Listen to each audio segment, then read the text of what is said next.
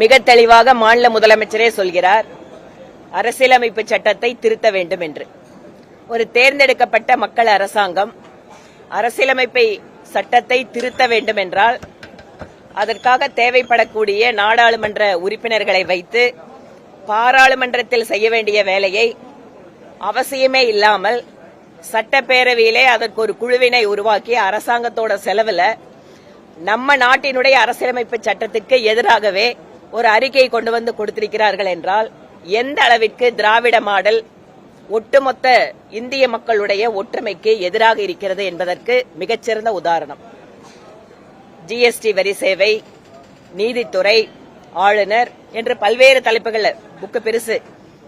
ஆனால் எவையெல்லாம் இவர்களுக்கு வசதிப்படுகிறதோ வசதிப்படுகிற நேரத்தில் அனுபவித்து விட்டு 2004 14 வரைக்கும் 10 வருடம் மிக முக்கிய இடத்தில் மத்திய அரசாங்கத்தில் இருந்து ஆட்சி நடத்திய அவர்களுக்கு அப்போது இந்த தேவை எழவில்லை.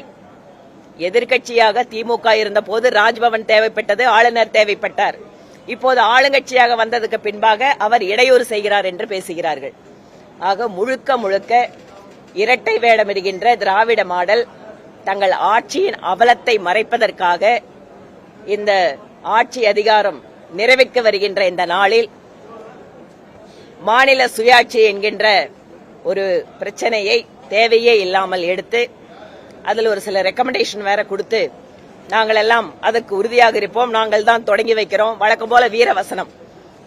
எங்க உறுப்பினர்களை வைத்து எங்க மாற்றம் செய்யணுமோ மாற்றம் செய்யப்பட வேண்டிய நேரம் அவர்களுக்கு கிடைத்தும் செய்யாமல் இப்போது தேர்தலுக்காக இந்த பிரச்சனைக்கு மீண்டும் உயிரோட்ட பார்க்கிறார் திரு ஸ்டாலின் அவர்கள். இதெல்லாம் முடிஞ்சு போன விஷயம். இன்று ஜிஎஸ்டி அப்படிங்கறது அமலுக்கு வந்தாச்சு. ஜுடிஷரியோட அதிகாரம் என்பது அரசியலமைப்பு சட்டத்தால் வகுக்கப்பட்டது. இவர் கேள்வி கேட்பது யாரை தெரியுமா?